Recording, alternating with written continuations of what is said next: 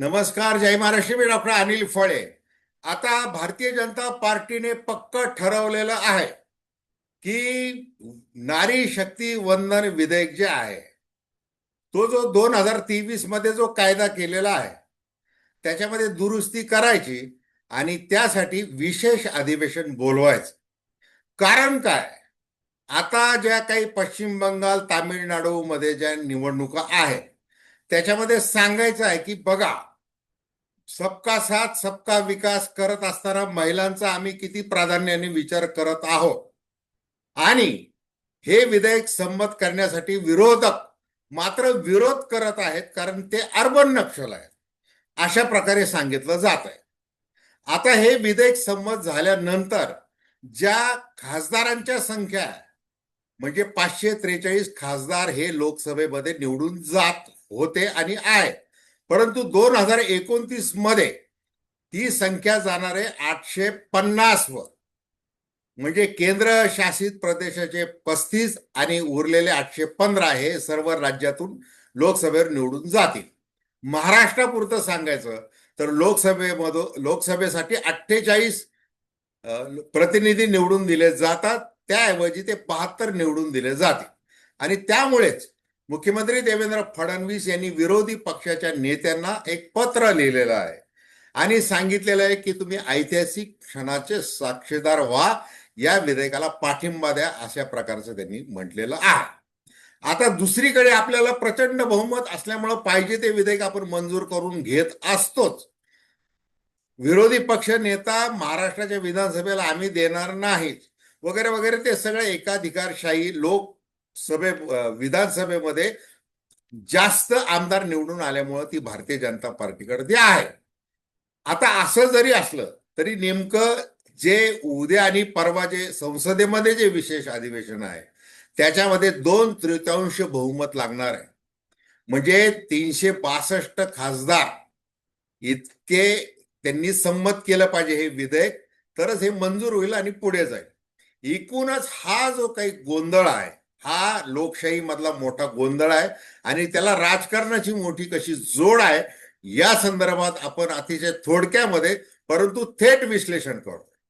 तेव्हा दर्शकांना विनंती की चॅनल सबस्क्राईब करावं, सबस्क्राईबचं बटन दाबावं आणि आपल्या प्रतिक्रिया बिनधास्तपणे नोंदवाव्या.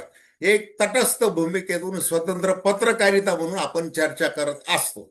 आता बघा, ओबीसी आमच्या डीएनए मध्ये असं वारंवार भारतीय जनता पार्टीकडून सांगितलं जातं आणि त्याप्रमाणे ते निवडणुका लढवताना आणि जिंकतात सुद्धा.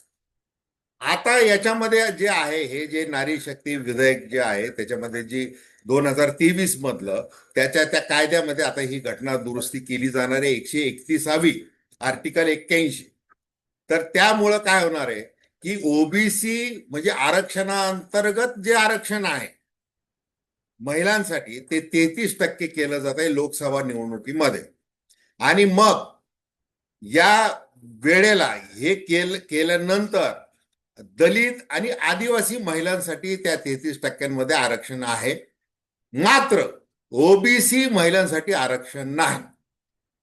हा मोठा विषय आहे आणि ह्याच समोर ठेवून राहुल गांधी यांनी 2023 मध्ये या नारी शक्ती विधेयक कायद्याला विरोध केला होता आणि सांगितलं होतं की तुम्ही जात गणना करा, जात गणना केल्यानंतर जे काही चित्र येईल त्यानुसार हे आरक्षण जरूर करा, महिलांसाठी ते आवश्यक आहे, अशी मागणी केली होती. त्यावेळेला पंतप्रधान नरेंद्र मोदी यांनी सुरुवातीला जसं म्हटलं की हे अर्बन नक्षली विचार आहेत त्याच्यामुळे त्याचा काही विचार करता येणार नाही, अशा प्रकारे ते झालेलं आहे. मग तो कायदा त्यावेळेला संमत झाला 2023 मध्ये. आता मुद्दा काय? आता मुद्दा असा आहे की हे 2029च्या ज्या निवडणुका आहेत, म्हणजे याच्यानंतर आता 3 वर्षाच्या होऊ घातलेल्या आहेत, त्याच्यामध्येच हे झालं पाहिजे यासाठी आहे. आणि जर जात गणना वगैरे सगळा अहवाल झाल्यानंतर तर त्याला उजडणार आहे 2034, हे लक्षात घ्या. परंतु आम्हाला ते करायचं आहे 2029 मध्येच. या हट्टाला आता भारतीय जनता पार्टी पेटलेली आहे आणि त्यामुळे ते विधेयक येत आहे.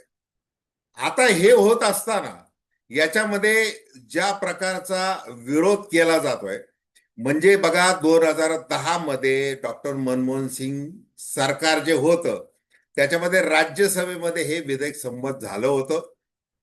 त्याचं नाव अर्थातच वेगळं होतं, महिला आरक्षण विधेयक असं नाव होतं. मग राज्यसभेत ते मंजूर झालं होतं, परंतु लोकसभेमध्ये झालं नव्हतं. का झालं नव्हतं? कारण की विरोधी बाकावर अर्थातच भारतीय जनता पार्टी होती आणि या पार्टीने विरोध केला होता. आता तो का विरोध केला होता त्यावेळेला हे मात्र काही सांगायला तयार नाही भारतीय जनता पार्टी. मग जिथं जर ओबीसी महिलांचा विचार करायचाच नाहीये आणि घाईघाईत हे विधेयक आता मंजूर करायचंय, ज्या वेळेला 2023 मध्ये राहुल गांधी काँग्रेसच्या वतीने विनंती करत होते आणि ती जर मान्य केली असती तर ते श्रेय कुणाला मिळालं असतं, तर ते काँग्रेसला मिळालं असतं, परंतु ते मिळू द्यायचं नाही. मग आता मात्र काय की काँग्रेस जे म्हणत होती तेच करायला चाललेलं आहे. आणि मग आता हे जर उद्या म्हणजे जी काही एकूण संख्या आहे बघा, विधेयक मंजुरीसाठी किती सोपं आहे याच्यावर प्रश्नचिन्ह जे आहे. घटनादुरुस्ती विधेयक मंजूर करण्यासाठी लोकसभेत विशेष बहुमत म्हणजे 50% अधिक 272 आणि मतदान करणाऱ्या सदस्यांचा 2/3 पाठिंबा हवा. लोकसभेत सध्या एनडीएचे 292 खासदार आहेत. सर्व 543 सदस्यांनी मतदान केल्यास 2/3 बहुमत म्हणजे 362 असेल. विरोधकांचे 233 सदस्य आहेत. अशा स्थितीत विधेयक मंजूर करण्यासाठी विरोधकांचे सहकार्य आवश्यक आहे. आता ते सहकार्य करतील का हा प्रश्न आहे. आणि मग सहकार्य नाही केलं तर पुन्हा सांगायला की बघा हे विरोधक कसे महिला विरोधी धोरण करत आहेत. म्हणजे त्यांना फक्त पुरुष प्रधान संस्कृती पाहिजे आणि महिलांना नाराज करायचं आहे, त्यांचं प्रतिनिधित्व ते नाकारत आहेत असं सांगायचं आहे. आता दुसरीकडे ही जी परिसीमन जी म्हणजे पुनर्रचना लोकसभा मतदारसंघांची, तर ती करत असताना दक्षिणेतल्या राज्यांचा विरोध आहे. ते म्हणत आहेत की तुम्ही उत्तरे म्हणजे आता हे जे काही पुनर्रचना लोकसभेची होणार आहे, ही संख्या जी वाढणार आहे ती लोकसंख्या आधारित ती होणार आहे. आणि उत्तरेमधले जे राज्य आहेत त्यांची लोकसंख्या भरपूर आहे दक्षिणेतल्या राज्यांच्या तुलनेमध्ये. म्हणजे तामिळनाडू, केरळ, कर्नाटक वगैरे सगळ्या, आंध्र प्रदेश या सगळ्या, तेलंगणा याच्यामध्ये कमी आहे. त्याच्यामुळे त्यांचा विरोध आहे की आमच्यावर तो अन्यायच होणार आहे पुढे. म्हणजे मोठी रेष ही अजून मोठी होईल आणि लहान रेष ही अजून लहान होईल ही लोकसभा पुनर्रचना केल्यानंतर, असं त्यांचं ही पूर्ण अशी गुंता आहे. आणि पंतप्रधान नरेंद्र मोदी मात्र या कोणत्याही गोष्टीचा विचार न करता ते असं म्हणत आहेत की आता हे टाळता येणार नाहीये. आपल्याला महिलांना न्याय द्यायचा आहे, मग त्यांना महिलांना अधिकार द्यायचे आहेत. मग त्याप्रमाणे ते पत्र लिहित आहे, ते आता अधिवेशन बोलवलेलंच आहे.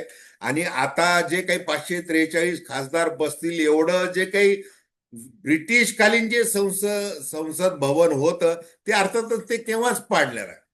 20 ते 24 हजार कोटी रुपये खर्च केले आणि सेंट्रल व्हिस्टा हे एवढं मोठं ते लोकसभेचं सभागृह आपण पाहतोय ते उभारण्यात आलेलं आहे, जिथं 543 पेक्षा जास्त म्हणजे 850 खासदार हे बसतील अशी सोय केलेली.